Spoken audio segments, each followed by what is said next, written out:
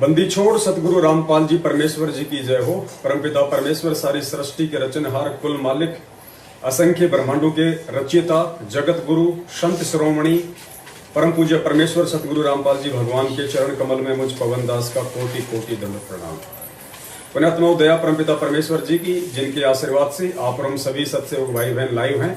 और जैसा कि दास आप जी को पहले सूचित कर चुका है, एक बार पुनः दास आप जी को सूचित कर देता है। आज के बाद हम दिन में 5 बार लाइव आएंगे। सुबह 9 बजे, दिन में 12 बजे, फिर 3 बजे, फिर 6 बजे, फिर रात को 9 बजे। और पॉइंट टू पॉइंट हम लोग बातचीत करेंगे और 10 से 15 मिनट का हमारा लाइव होगा। तो वीडियो को ज्यादा से ज्यादा शेयर करें। ये हमारा दूसरा लाइव है 12 बजे का। और हमारे एक भगत भाई की शंका थी कि हमारे पूज्य जो गुरुदेव हैं परमपिता परमेश्वर सतगुरु रामपाल जी भगवान, और हमारे जो दादा गुरुदेव जी हैं स्वामी रामदेवानंद जी महाराज जी, उनका मैंने एक वीडियो देखा है सोशल मीडिया पे। वो अपने एक भगत के घर पे बैठे हैं और उनका भगत दुर्गा माता की पूजा कर रहा है। तो भगत जी, हमें कुछ समझ में नहीं आ रहा है, इस परमात्मा की भक्ति में दुर्गा माता की पूजा क्यों, जबकि दादा गुरुदेव जी वहीं पे बैठे हुए हैं। पुण्यात्माओं, देखिए, काल भगवान की कोशिश है कि वो किसी भी तरह से हमारे को शंकाओं में रखे, हमारे को ज्ञान आधार से इस भक्ति मार्ग पे ना चलने दे, शंकाओं के बीज हमेशा हमारे अंदर वो डाले रखे। पुण्यात्माओं, परमपिता परमेश्वर सतगुरु रामपाल जी भगवान के सत्संग और ज्ञान आधार से सबसे पहले तो हमें इस निर्णय पर पहुंचना चाहिए कि हमारे जो दादा गुरुदेव जी थे वे 12वें पंथ से संबंधित थे। क्योंकि 12वां पंथ गरीबदास जी महाराज जी ने चलाया था और 12वें पंथ में किसी की भी मुक्ति नहीं होनी थी। क्योंकि 12वें पंथ में उनके आने का मुख्य मकसद केवल पवित्र कबीर सागर में नकली संतों ने काल प्रेरणा से जो मिलावट कर दी थी, उस मिलावट को ठीक करना था और पुनः एक नए ग्रंथ सदग्रंथ साहिब की रचना करना था।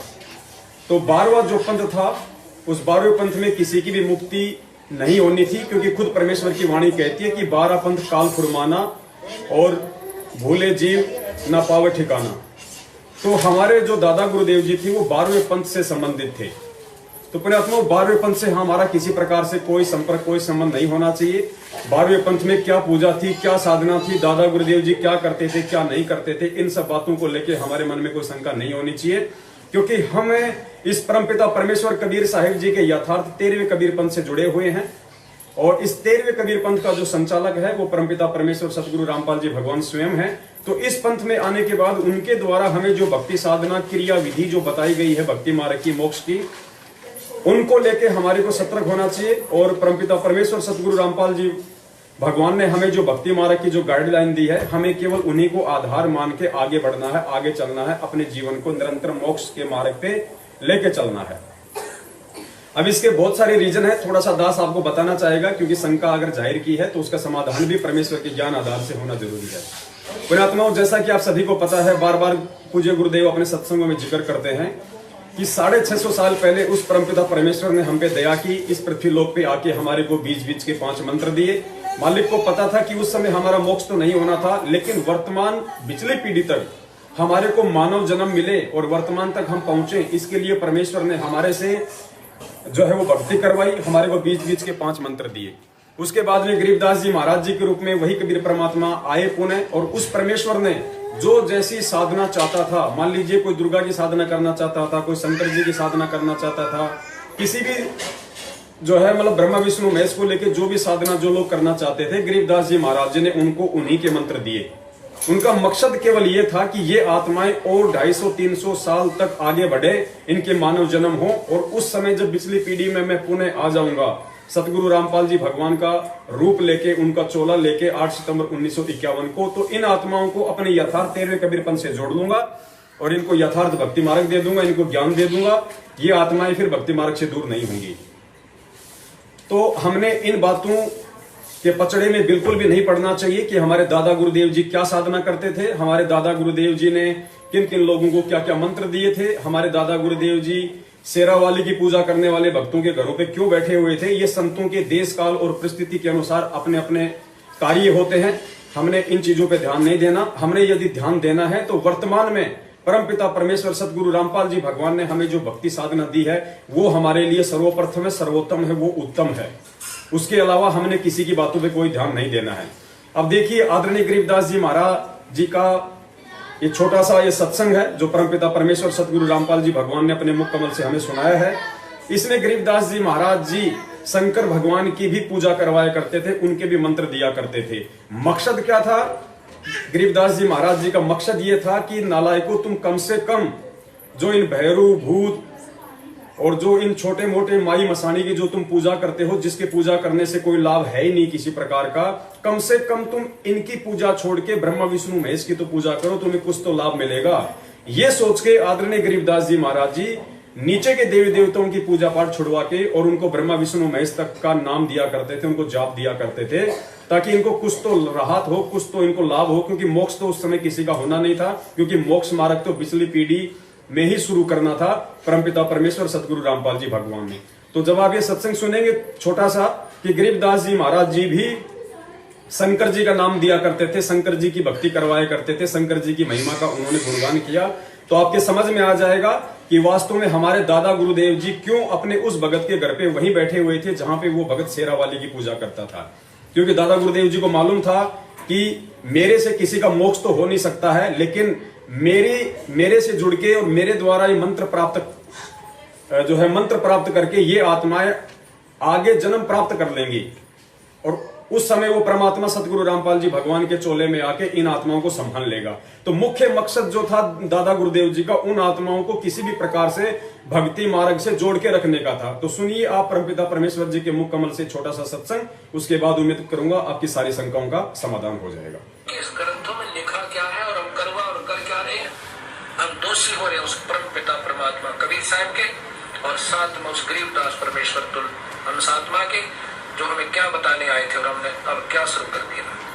वहां मैं क्या देखा कि श्री ब्रह्मानंद जी ने सामने तो गोरीवालों की और गरीबदास जी की मूर्ति बना रखी है, और कति अपने जहां उनका रहने का स्थान था उसके सामने शिव जी का मंदिर और मूर्ति शिवलिंग। क्या बात की। और सुबह उठे, हम रात को वहां के थे, मेरे पास फिल्म बनी हुई है। सुबह उठे, उठ करके सबसे पहले शिवलिंग पर जल चढ़ाया, और मेरे साथ जो भक्तात्मा सैकड़ों की संख्या में दर्शनार्थ गए थे वो आश्रमों को देखने के लिए, मुझे कहने लगे गुरुदेव ये क्या चक्कर है? आप तो कह रहे थे ये बड़े महापुरुष है, ये पूछ रहे शिवलिंग ने, अब क्या जवाब देंगे दास उनको? अब यहाँ फंस गए हम। कहा मैं कबीरपंथी कहलावा गरीबदासपंथी, और पूज्य काल को शिवलिंग तो एक बिल्कुल नासवान भगवान, और कहा परमेश्वर। फिर क्या बनाते हैं? कहते हैं गरीबदास ने लिखा है, दास गरीब कर शिव का दान, भक्ति मुक्ति जंती निदान। अब ये मुक्ति शिव जी वाली तो हमने ना जाने कितनी बार प्राप्त कर ली है। भगवान शिव ने पार्वती जी को ये प्रथम नाम दिए थे 5, जो हम आपको 7 देते हैं। और भगवान शिव भी इतना ही अमर है, जैसे पार्वती को अमर कर दिया, जब तक शिव की आयु है तब तक पार्वती रहेगी। ये तो हम असंख्य बार हो चुके इतने अमर। तो गरीबदास जी कहते हैं और टड़े ढूंढता है, और पूजाएं तो तुम इधर उधर फिरते हो, तीर्थ का, कोई पितर का, कोई भूतों का, इससे अच्छा तो शिव जी ने पूज लो। इससे भी थोड़ी बहुत यहाँ की सुविधा, थोड़ी बहुत आयु तुम्हारे को, यानी कि आयु तो नहीं बढ़ सकती, जब तक श्वास है तब तक आप रहोगे, और छोटी मोटी राहत इन अन्य पूजाओं से ठीक है, लेकिन मुक्त नहीं हो सकते, जन्म नहीं मिलेगा।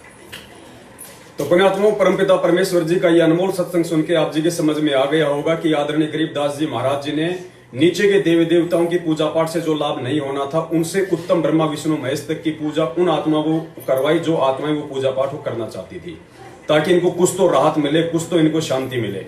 यही स्थिति हमारे दादा गुरुदेव की थी, क्योंकि हमारे दादा गुरुदेव भी गरीबदास जी महाराज जी के 12वें पंथ से ही संबंधित थे, और मुक्ति उनके माध्यम से भी नहीं होनी थी किसी की, लेकिन उनके शरण में रह के यदि थोड़ी बहुत कोई भक्ति यदि इस माता की भी कर लेता, ब्रह्मा विष्णु महेश की भी भक्ति कर लेता, तो उसको कुछ राहत मिलती और उसको थोड़ा सा मानव जन्म आगे मिलता, और सतगुरु रामपाल जी महाराज जी के समय तक वो आत्मा जन्म लेते लेते आ जाए और फिर उसको परमात्मा संभाल ले। तो पुण्यात्मा, हमने इस पचड़े में बिल्कुल भी नहीं पड़ना है। ये इस तरह के वीडियो जो आप देखते हैं सोशल मीडिया पे, ये केवल काल भगवान की सूक्ष्म चाल का एक वो पार्ट है। ये हमारे को भ्रमित करने की उसकी एक सोची समझी साजिश है।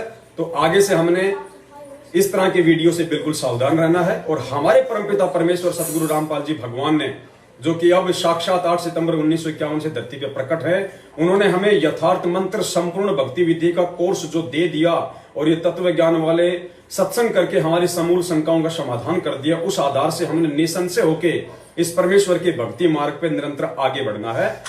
और इसी के साथ दास अनुमति चाहता है 3 बजे दास लाइव शंका समाधान में सात संगति के माध्यम से आप जी के सामने फिर एक नया टॉपिक लेके उपस्थित होगा, एक नए भगत भाई बहन की शंका लेके आपके सामने रूबरू होगा।